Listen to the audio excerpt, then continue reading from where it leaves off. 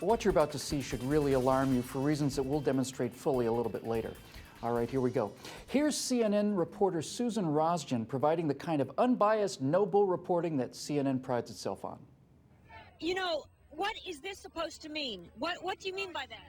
Well, I mean, he's a fascist. The pirates... Wait, why do you say he's a fascist? He's the president of the United States. He's a fascist.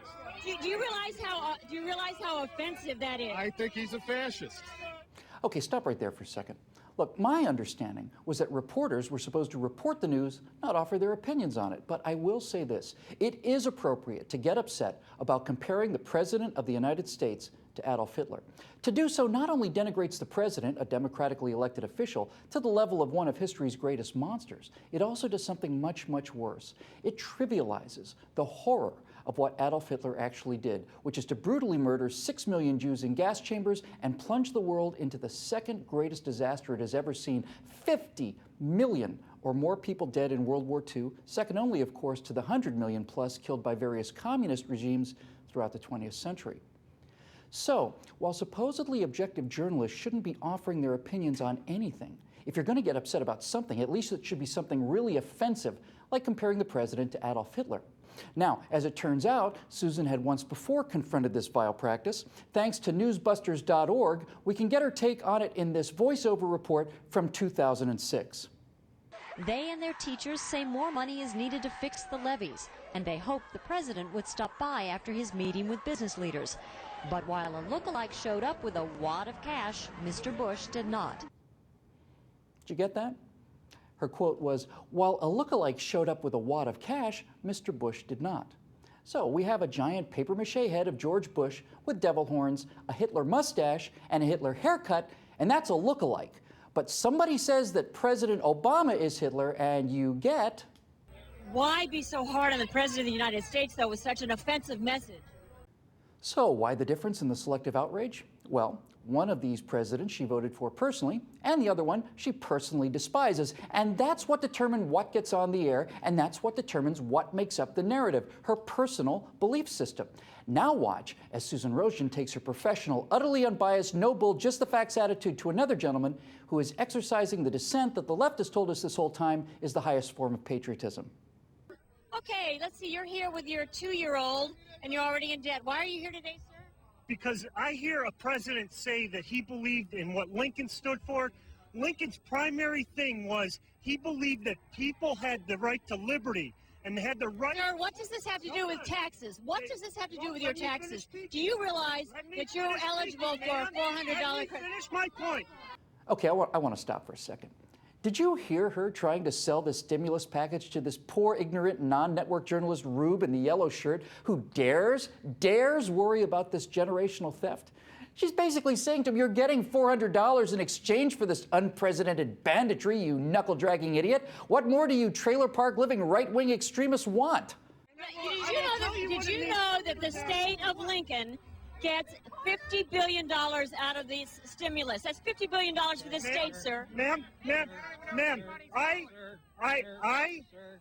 can you stop this, sir? Hold on. Okay, well, Kira, we'll move on over here. I think you get the general tenor of this. It's anti-government, anti-CNN, since this is highly promoted by the right-wing conservative network Fox. And since I can't really hear much more, and I think this is not really family viewing, toss it back to you, Kira. Look, here at the studio, we watched this clip with our mouths hanging open. We'd always known that this bias exists. Somewhere between 85 to 95% of journalists describe themselves as liberal.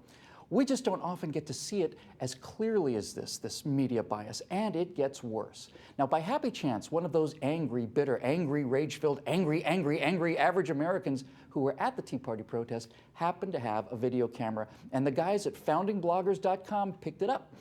This tape starts just as CNN ended its coverage. Watch this. What if someone said to you, well, your elected officials voted for this stimulus package? They all need to be thrown out. They're all Congress.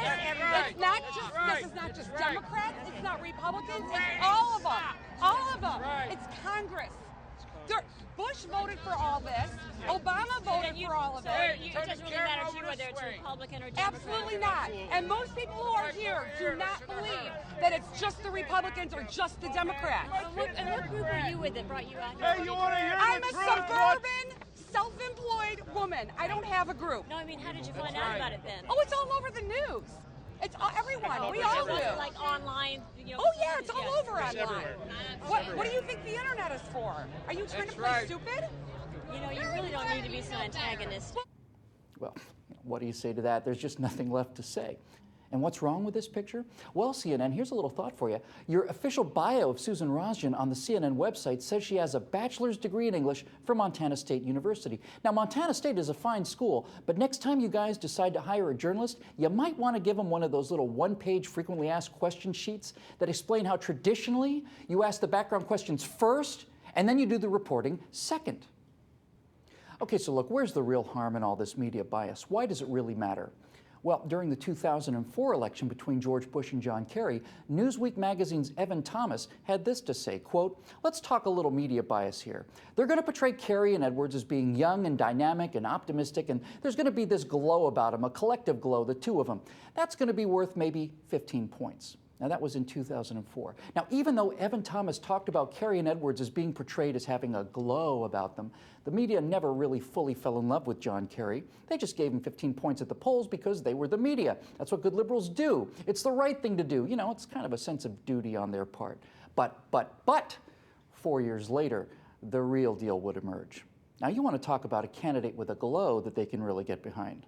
Well, now, 2004 was nothing compared to the water that the media carried lovingly and with wide-eyed adoration for the true Messiah, to which candidate Kerry, in retrospect, was merely a long-faced John the Baptist. I mean, if this guy was worth an additional 15 percentage points in the polls, then who can put a price on this?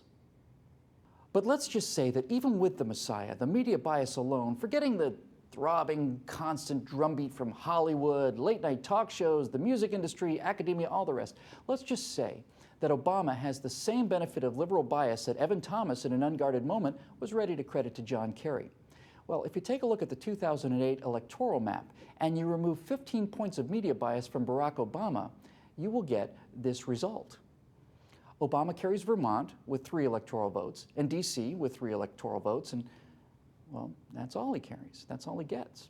Because in no other state was Obama's margin of victory greater than the 15 points of media bias that the press themselves admit that they were willing to give him. And if you take that press bias away, John McCain wins by a score of 532 to 6.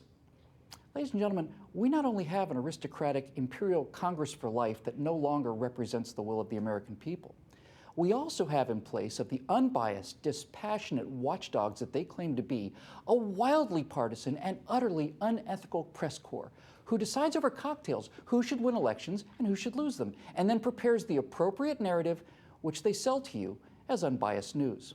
But the current product of CNN, Newsweek, and all the rest are as far from actual news reporting as our current Congress and federal government are from the ideals that the founders had in mind at the very birth of this great nation.